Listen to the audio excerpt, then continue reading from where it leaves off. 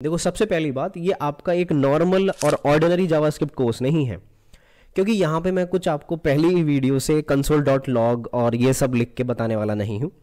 क्योंकि जावास्क्रिप्ट पढ़ने से पहले जानना ज़रूरी है कि जावास्क्रिप्ट हम क्यों पढ़ रहे हैं, क्यों बनी है, और हम एक इंडस्ट्री लेवल पे कैसे यूज़ करते हैं। तो देखो, जो नहीं पता होता है वो लोग क्या करते हैं कि जावास्क्रिप्ट गया और डायरेक्टली कोड लिखना स्टार्ट कर दिया। लेकिन जब तक मैं आपको ये नहीं बता पाऊंगा कि जावास्क्रिप्ट डायरेक्टली तो कभी भी यूज़ होती ही नहीं है। जैसे कि अगर मैं आपको एग्जांपल दूं कि अगर मैं जावा की बात करूं, तो जावा कभी भी आपको क्या लगता है, कोर जावा डायरेक्टली यूज़ होता है? नहीं। हमेशा हम यहाँ पे स्प्रिंग फ्रेमवर्क यूज़ कर रहे होते हैं, हम स्ट्रक्ट यूज़ कर रहे होते हैं। सेम अगर मैं बात करूँ जावास्क्रिप्ट की, तो जावास्क्रिप्ट कभी भी डायरेक्टली यूज़ नहीं होगी। तो यहाँ पे बात करूँ, डायरेक्टली यूज़ नहीं रखी हुई, या तो हम लाइब्रेरी यूज़ कर रहे होंगे जैसे रिएक्ट, या फिर हम फ्रेमवर्क्स यूज़ कर रहे होंगे जैसे एंगुलर। और भी बहुत सारी लाइब्रेरीज हैं जो मेरी एजेक्स को हैंडल करती हैं, जो मेरी एक्सटर्नल हमारी फाइल्स को हैंडल करती हैं। वो हम देखेंगे कि हम कैसे इन सारी चीज़ों को पढ़ेंगे। अब लेकिन भैया जावास्क्रिप्ट में हम क्या क्या पढ़ेंगे, वो चीज़ें हम कंप्लीट करते हैं, फिर लाइब्रेरीज और ये फ्रेमवर्क्स तो मैं बताऊंगा आपको एज एन हम कैसे यूज़ करते हैं। और अगर मैं एक कंपनी की बात करूं तो हम कैसे एक इंडस्ट्री में यूज़ कर रहे होते हैं, एक डेवलपर कैसे यूज़ कर रहा होता है। देखो, जावास्क्रिप्ट या किसी भी चीज़ को पढ़ने का एक ऑसम तरीका है, क्योंकि ये एक बहुत ही बढ़िया लैंग्वेज है। अगर कोई आपसे ये कह रहा है, पहली चीज़ डेफिनेशन, अगर कोई आपसे ये कह रहा है कि जावास्क्रिप्ट एक क्लाइंट साइड लैंग्वेज है, तो वहीं छोड़ दो ठीक है, यानी कि this is not an client side language. ठीक है, जावास्क्रिप्ट एक समय पे थी, लेकिन अभी क्या हो रहा है, जावास्क्रिप्ट बहुत जगह पे यूज़ होती है। जावास्क्रिप्ट एनिमेशन में यूज़ होती है, जावास्क्रिप्ट सर्वर साइड में यूज़ होती है, जावास्क्रिप्ट हमारी क्लाइंट साइड पे यूज़ होती है, एवरीवेयर। एक बहुत ही शानदार और ऑसम लैंग्वेज है, उतनी ही कंफ्यूजिंग है। तो देखो, अब हम अगर पढ़ेंगे क्या जावास्क्रिप्ट में, अब समझ में आ रहा होगा कि भैया हमारी ये चीज़ें इस प्रकार चलने वाली है, कोर्स बहुत बढ़िया होने वाला है। तो चलो देखो, अगर मैं यहाँ पे बात करूँ तो सबसे पहले हम बेसिक पढ़ रहे होंगे, वेरिएबल्स पढ़ रहे होंगे, data types, operator, statement and functions. ठीक है, बढ़िया। ये हमारे स्टेटमेंट एक नीचे लेवल की चीज़ें क्लियर हो गई, जो आपको समझ में आएंगी एक जावास्क्रिप्ट के कोर्स में। चलो, बहुत बढ़िया। अब मैं जावास्क्रिप्ट ऊप्स की बात करूँ, तो अगर मैं classes, module, inheritance, polymorphism, assessor, constructor, हमारे प्रॉपर्टीज एंड प्रोटोटाइप, अगर आप मुझे जानते हो और डीएसए के बैच में आप हो, तो आपको पता होगा कि हम जितना लिखते हैं उससे कई गुना ज़्यादा पढ़ते हैं। तो ये चीज़ें यहाँ पे मैं लिखने में ज़्यादा टाइम वेस्ट नहीं करूँगा कि एडवांस कंसेप्ट में हम पढ़ेंगे build in object, listeners, lexical scopes, NIF and ECMA standards. अब ये एक्मा का ना ज़िंदगी में बहुत बड़ा रोल है। अगर आपको आज ये वीडियो में अगर क्लियर हो गया कि जावास्क्रिप्ट क्या है, तो समझो कि आप बहुत सही डायरेक्शन में जा रहे हो। अगर ये क्लियर हो जाता है, बढ़िया लगती है आज की वीडियो, तो नीचे कमेंट लिख देना, तभी मैं कंटिन्यू करूंगा ठीक है, लिख देना कि हाँ भैया मज़ा आया, समझ में आ रहा है, बहुत बढ़िया है ना। और अगर ऐसा लगे कि नहीं, हमने किसी से नीचे पढ़ाया है या फिर बेकार है, तो वो भी लिख के जाना। ठीक है, चलो जी, अब बात करते हैं कि हम क्या क्या पढ़ने वाले हैं। हमने देख लिया, लेकिन अब बात आती है कि जावास्क्रिप्ट में हम चीज़ें चलेंगे कैसे। देखो यहाँ पे कि हम कौन सा वर्जन पढ़ेंगे, ये ES6, ES7 या फिर ES 2022 एंड 23। यहाँ पे 23 है, नॉट 22। अब हम ES6 से देखेंगे, क्योंकि देखो अभी क्या है कि जावास्क्रिप्ट हमेशा अपडेट होती जा रही है। अब ये ES6, ES7 क्या है, थोड़ा सा धैर्य रखो, ये ऐसे क्लियर होगा कि ज़िंदगी में कभी भूलोगे नहीं। ठीक है, लेकिन जावास्क्रिप्ट मैंने बताया कि अगर कोई बोले कि क्लाइंट साइड लैंग्वेज है, तो जावास्क्रिप्ट नहीं है। क्यों? जावास्क्रिप्ट हमारी सर्वर पे भी यूज़ होती है, क्लाइंट पे भी यूज़ होती है, डेटाबेस पे भी यूज़ होती है, वो मैं बताऊंगा कैसे। लेकिन जावास्क्रिप्ट एक as an library and framework, जैसे कि आपने देखा होगा RxJS एक फ्रेमवर्क है जो कि मेरी एसिंक रिक्वेस्ट को हैंडल करता है। वो अब यहाँ पे मेरी जावास्क्रिप्ट यूज़ हो रही होती है। फिर jQuery तो आप लोग जानते हो, क्योंकि अगर आप वेब डेवलपमेंट में जा रहे होगे तो आपको पता होगा कि अच्छी UIs को बनाने के काम आती है, अगर लेस कोड मुझे लिखना है तो अगर मेरा jQuery की बात आ गई, फिर मेरी Redux की बात आ गई। अब आपने एक चीज़ देखी होगी कि अगर ये मेरा लैपटॉप है, ये मेरा लैपटॉप है, ठीक है, ये लैपटॉप या फिर ये मेरा कंप्यूटर है एक, यहाँ से मैं एक वेबसाइट ओपन करता हूँ और ये मेरे सर्वर्स हैं, ये मेरे सर्वर हैं। ठीक है, एक ये बेसिक सा स्ट्रक्चर आपको पता होगा, रिक्वेस्ट रिस्पॉन्स में काम आते हैं। ये हमारा पूरा जो आर्किटेक्चर होता है, ये रिक्वेस्ट रिस्पॉन्स के फॉर्मेट में चलता है ना, ये आपको पता है। तो अगर मैं बात बोलूं कि मेरा ये, इसको मैं बोल देता हूं ये है मेरा क्लाइंट, और मैं इसको बात बोलूं ये है मेरा सर्वर, तो एक रिक्वेस्ट जारी होगी और रिस्पॉन्स आ रहा होगा, ऐसे चलती है। यानी कि ये होता है मेरा रिक्वेस्ट और ये होती है मेरी रिस्पॉन्स। परफेक्ट, ये एक architecture all over the industry में फॉलो होता है। अब ये होता कैसे है, मेन चीज़, अगर आपने, मैंने कहा था ना HTML रिक्वायर्ड है इसके लिए, प्री रिक्विजिट में ऊपर लिखा हुआ है कि इस कोर्स के लिए HTML मस्ट है, तो एक मीडियम लेवल की 2-4 दिन HTML पे टाइम इन्वेस्ट करके पढ़ लेना।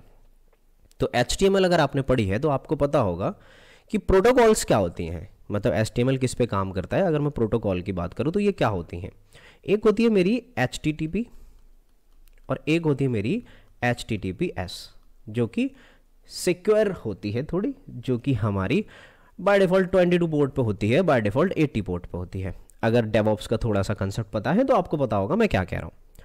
तो ये पोर्ट अगर आपको नहीं समझ में आ रहे हैं तो भूल जाओ, बट इतना याद रखो कि HTTP और HTTPS दो प्रोटोकॉल्स होती हैं जो मेरी रिक्वेस्ट रिस्पॉन्स आर्किटेक्चर में काम आती है।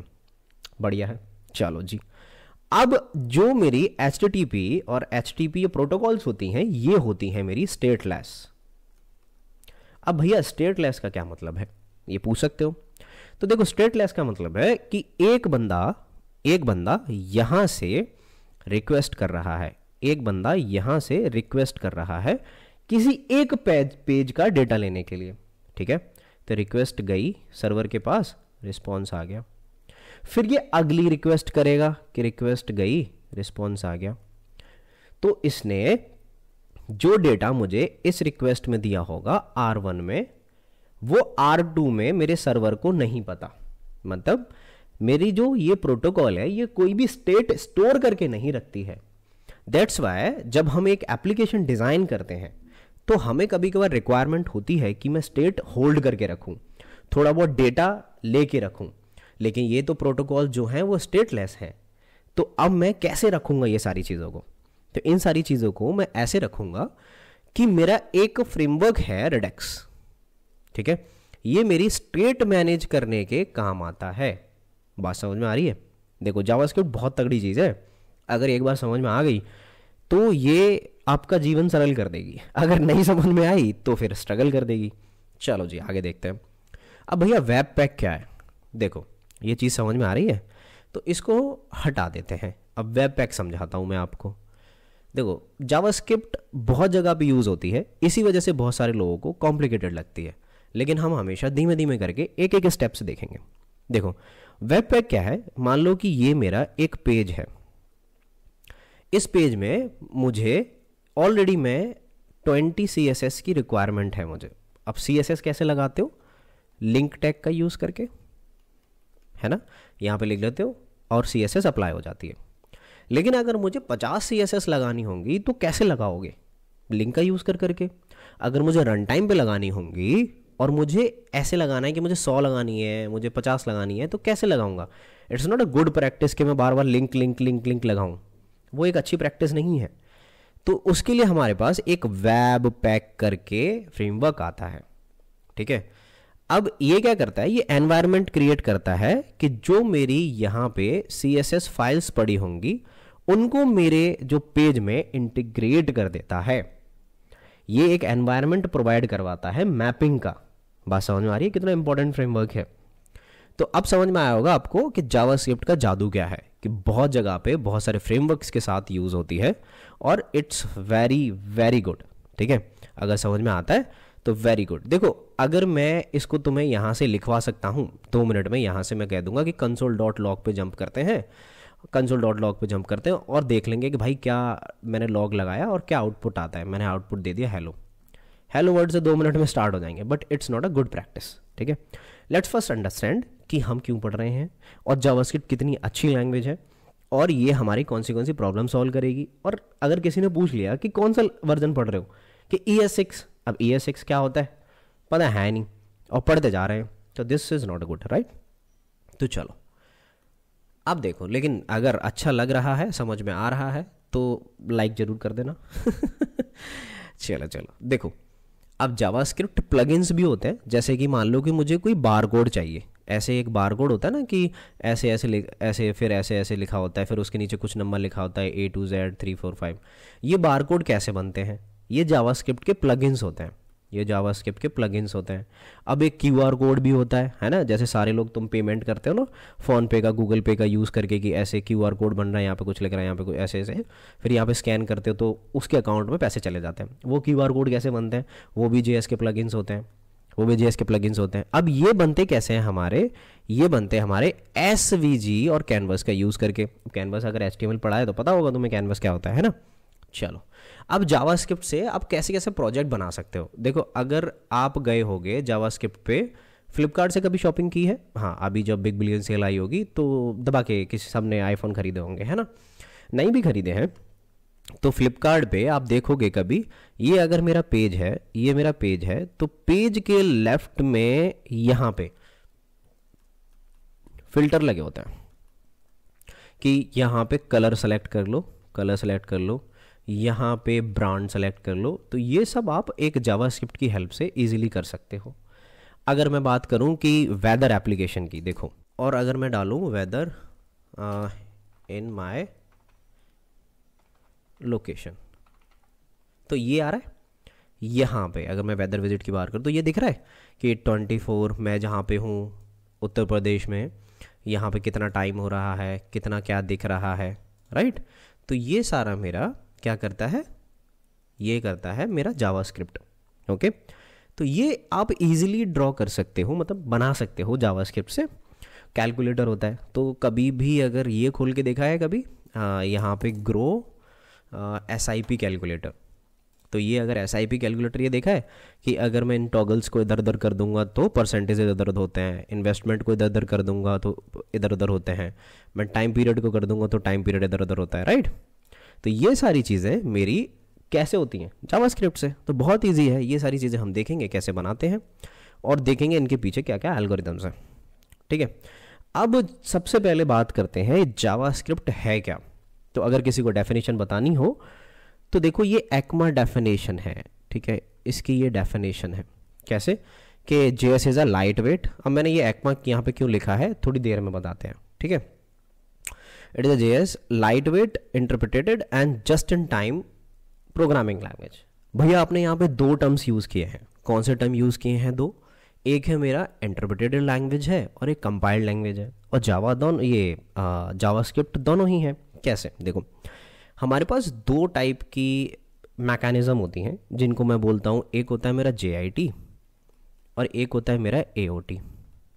अब JIT कैसे काम करता है और AOT कैसे काम करता है? देखो, अगर मैं इन टर्म्स ऑफ समझाऊँ तो JIT कैसे काम करता है कि अगर एक मेथड पे बार बार कॉल्स आ रही हैं, बार बार कॉल आ रही हैं, तो इतना स्मार्ट कंपाइलर होता है वो कि इसको जस्ट इन टाइम कंपाइल करके रख लेता है, ठीक है। लेकिन ये तो एक मैं आपको बहुत ही डीप डेफिनेशन बता रहा हूँ, ये जब हम एक्चुअल में कोड कंपाइल करेंगे तब समझ में आएगी।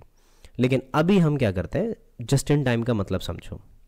ये ब्राउज़र है, ये ब्राउज़र है, ठीक है, और ये आपका VS कोड है, ये आपका VS कोड है, ठीक है। आपने जावास्क्रिप्ट लिखी, यहाँ पे एक JS फाइल बनाई और आपने बोला कि इसको मुझे रन करना है, ठीक है। आपने एक प्रोजेक्ट बनाया, यहाँ पे आपने HTML भी बनाई है, यहाँ पे आपने CSS भी बनाई है ना। अब आपने JS भी बनाई है।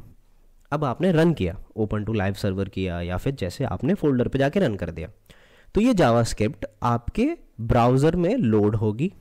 यहाँ पे आपका ब्राउज़र है, ये आपका ब्राउज़र है, यहाँ पे लोड होगी और यहीं पे कंपाइल होगी, यहीं पे कंपाइल होगी। इसी को बोलते हैं जस्ट इन टाइम एल्गोरिथम, ठीक है। अब भैया ये AOT क्या होती है? देखो, कुछ साल पहले, मतलब 2-3 साल पहले एल्गोरिथम आई है जो जावास्क्रिप्ट ने इनबिल्ड करना चालू किया है। मतलब आपने ये जो कोड लिखा है ये यहाँ ब्राउज़र पे कंपाइल नहीं होगा। मतलब आपने ये जो कोड लिखा है ये ब्राउज़र पे कंपाइल नहीं होगा। मतलब फिर कहाँ कंपाइल होगा भैया? ये आपकी एप्लीकेशन में ही कंपाइल हो जाएगा।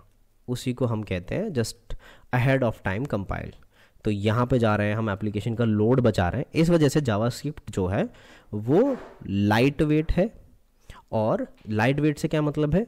कम मेमोरी लेती है, कम मेमोरी लेती है और इट इज़ फास्टर। बात समझ में आ रही है? तो ये है मेरी actual definition. Client side language है, स्क्रिप्टिंग लैंग्वेज है, ऐसा कुछ नहीं बोलेंगे। बात समझ में आ रही है? चलो जी आगे चलते हैं। देखो अब मज़ा आने वाला है। अगर मैं क्रिएशन की बात करूं कि जावास्क्रिप्ट बनी कब थी भैया, देखो हुआ क्या था एक्चुअली 1990 में एक बंदा था टिम बर्नर करके, इसने HTML और वेब इंट्रोड्यूस किया था, ठीक है। और तभी एक ब्राउज़र आया था जिसका नाम था मोशैक, एंड ये कंपनी ने इंट्रोड्यूस किया था नेटस्केप ने। उस ब्राउज़र को मेंटेन करने के लिए ये HTML as an markup language use करते थे, और एक एक्मा स्क्रिप्ट थी इनकी, ठीक है, वो ये यूज़ करते थे ब्राउज़र पे। जैसे कि अभी आपके ये गूगल क्रोम है, राइट, आपकी एज है जो माइक्रोसॉफ्ट का, ये नेटस्केप करता था। ये सब कंपनियां नहीं थी पहले। तो अभी क्या हुआ, जो एक्मा स्क्रिप्ट थी, जो एक लैंग्वेज है, ठीक है, वो हैंडल नहीं कर पाती थी HTML को, ठीक है। तो हुआ क्या, जो नेटस्केप जो कंपनी थी, ये इन्होंने क्या किया कि ये है हमारी नेटस्केप, ठीक है, ये उदास हो गए कि भैया ये तो हैंडल नहीं कर पा रही है। तो इन्होंने क्या किया, ये गए ये बर्नर इच के पास, कि इन्होंने क्या बोला, ये शायद सरनेम में बोल रहा हूँ तो सब मान लो कि बर्नर के पास गए, ठीक है। इन्होंने बोला कि भाई आप एक काम करो, हमारे लिए एक स्क्रिप्ट बना दो जो हमारे ब्राउज़र के साथ कंपेटेबल हो जाए। तो इन्होंने एक स्क्रिप्टिंग लैंग्वेज बना दी, ठीक है, उसको नाम दिया मोशैक। अब उसको बाद में नाम दे दिया लाइव स्क्रिप्ट, ठीक है जी। अब ये लाइव स्क्रिप्ट में नाम मान लेता हूँ, ठीक है। अब हुआ क्या, जनरली हुआ क्या कि जो बर्नर ये थे, बर्नर एनएच, अब ये क्या हुआ, डिज़ाइन मोज़िला, ये बंदा बहुत ही हाथ है इनका जावास्क्रिप्ट को बनाने में, या फिर जितने भी ब्राउज़र्स को बनाने में। ये बंदे ने मोज़िला डिज़ाइन किया है, अगर पता हो, एक ब्राउज़र है, डिज़ाइन किया है, और ये कोर मेंबर, लीडिंग मेंबर है आपके MDN का। MDN अभी तक यूज़ करा होगा ना, बहुत सारे ट्यूटोरियल्स में देखा होगा MDN यूज़ करते हैं, और बहुत सारे आपको यूट्यूबर भी बताते होंगे, लेकिन ये चीज़ पता नहीं होगी अभी तक आपको कि MDN मोज़िला डेवलपर नेटवर्क को ही बोलते हैं, और ये इसी बंदे का है, ठीक है। तो अगर आप एक्मा यानी कि ECMA फॉलो कर रहे हो जावास्क्रिप्ट के लिए तब भी ठीक है, अगर आप MDN भी फॉलो कर रहे हो तब भी ठीक है, क्योंकि दोनों में इसी ने काम किया, ठीक है। अब बात आती है कि भाई फिर क्या हुआ, तो ये जो थी नेटस्केप, इन्होंने क्या किया, इन्होंने स्क्रिप्ट बनवा ली, लेकिन इन पे संभल नहीं रही थी। तो ये गए एक और कंपनी के पास। अब वो कंपनी कौन सी थी, ये गए एक और कंपनी के पास, वो कंपनी थी सन माइक्रोसिस्टम। अब जब सन माइक्रोसिस्टम इसको मेंटेन कर रही है, तो इन्होंने नाम रख दिया कि भाई ऐसे तो तुम्हारी लैंग्वेज चल नहीं रही, कोई खरीदेगा नहीं, है ना, अब इसको मार्केट में उतारना है। तो इसने नाम, इनका पहले से चलता था जावा, और जावा तो कितना पॉपुलर प्रोडक्ट है, कितनी पॉपुलर लैंग्वेज है, क्योंकि वो सन माइक्रोसिस्टम ही बनाता था पहले, यानी कि उसको बना रहा था, उसको मेंटेन कर रहा था, तो जावा चल रहा था। तो इस वजह से जो ये लाइव स्क्रिप्ट थी यहाँ पे बनाई थी इस बंदे ने, और मेंटेन कर रहा था सन माइक्रोसिस्टम, तो इसने नाम दे दिया उनको जावा स्क्रिप्ट। बढ़िया, बहुत बढ़िया, ठीक है, नाम दे दिया जावा स्क्रिप्ट। और ये जैसे ही जावा स्क्रिप्ट नाम दिया, पता पड़ा कि अच्छा, लोग इसको समझने लग गए कि जिस कंपनी ने जावा बनाया है उसी कंपनी की जावा स्क्रिप्ट है, तो इसकी डिमांड मार्केट में बहुत हो गई, और लोगों को पता चल गया कि कोई लैंग्वेज आई है जिसको बोलते हैं जावा स्क्रिप्ट। चलो बढ़िया। अब हमने बोला कि अब क्या हुआ, तो ये जो कंपनी थी ना नेटस्केप, इसके लोग थोड़े से ना बेवकूफ़ और ड्रामेबाज थे। कैसे, इन्होंने क्या बोला कि अब इनसे हटा के मेंटेनेंस फिर से इस बंदे को दे दिया जो MDN वाले थे। तो इन्होंने क्या किया कि इन्होंने लगभग 10 साल तक, 19 से उसके बाद 2000 तक, 2000 तक शायद, इसको मेंटेन ऐसे ही रखा, कोई अपडेट नहीं निकाला इसमें, ठीक है। फिर उन्होंने बोला कि चलो ठीक है, ये हमारे पास इसकी अथॉरिटी आ चुकी है, मतलब हमारे पास जावास्क्रिप्ट आ चुकी है, तो इन्होंने ES5 मतलब एक्मा स्क्रिप्ट 5, ये 2000 शायद 15 में इन्होंने निकाला, ये एक्मा स्क्रिप्ट 5। फिर 2016 में ECMAScript 6 निकाला। तो ऐसे ही इन्होंने बहुत साल तक इंतज़ार किया, लेकिन उन्होंने कहा कि चलो ठीक है, अब एक लैंग्वेज हमारे पास है तो इसको क्यों ना अपडेट किया जाए। वहाँ से फिर ये नाम स्टार्ट हुए। तो समझ में आ रहा होगा अब जो ECMAScript है, ठीक है, वो कहाँ से कौन मेंटेन करता है, MDN में ये जो बंदा है बर्डन एच। ओके, अब शायद इसके नाम में प्रोनाउंसिएशन में गड़बड़ कर रहा हूँ, पर ठीक है, आप लोग देख लेना, ठीक है। अब जावास्क्रिप्ट क्या करती है, डोम मैनिपुलेशन भी करती है, ऐड एलिमेंट करती है, रिमूव एलिमेंट करती है, अपडेट करती है। अब मैंने जैसे बोला कि जावास्क्रिप्ट क्लाइंट साइड लैंग्वेज नहीं है, अब उसको मैं प्रूव करता हूँ। कैसे, देखो, जावास्क्रिप्ट आपकी क्लाइंट साइड पे कैसे यूज़ होती है, क्लाइंट साइड वैलिडेशन के लिए, इंटरेक्शन के लिए और प्लगइन्स में यूज़ होती है। बढ़िया, ये तो क्लाइंट साइड का मैंने प्रूव कर दिया। अब क्लाइंट साइड नहीं है, सर्वर साइड भी है, उसको भी प्रूव करते हैं। चलो जी, सर्वर इंटरेक्शन से सर्वर साइड इंटरेक्शन के रिक्वेस्ट रिस्पॉन्स में भी यूज़ होती है, और सर्वर साइड पे ऑब्जेक्ट में मेमोरी, OS और फाइल्स पे भी यूज़ होती है, और APIs में आपकी कॉन्फ़िगरेशन के लिए भी यूज़ होती है, और हैंडलिंग में भी यूज़ होती है। कम्युनिकेशन में बिटवीन, जब कोई API एक सर्वर से एक बंदा रिक्वेस्ट करता है, वैलिडेशन होता है, फिर वो सर्विस पे जाती है, फिर आपके डेटाबेस पे जाती है, यहाँ पे आपका DB होगा कहीं पे, यहाँ पे जाती है ना, और फिर आपकी डेटाबेस में भी यहाँ पे सर्विस से CRUD ऑपरेशन करने के लिए यूज़ होती है, यानी कि क्रिएट, रीड, अपडेट और डिलीट। और JS इतना ही नहीं, बल्कि मेरी एनिमेशंस में भी यूज़ होती है। अगर आपने देखा होगा, जब HTML में ट्रांजिशंस पे काम कर रहे होगे, एनिमेशंस पे काम कर रहे होगे, की फ्रेम्स पे काम कर रहे होगे, 2D और 3D पे भी काम कर रहे होगे। देखो, ये तो मैंने बहुत कम चीज़ें बताई हैं जहाँ पे मेरी जावास्क्रिप्ट यूज़ हो रही है, ठीक है, जहाँ पे मेरी जावास्क्रिप्ट यूज़ हो रही है। There is a lot more things जहाँ पे जावास्क्रिप्ट यूज़ होती है।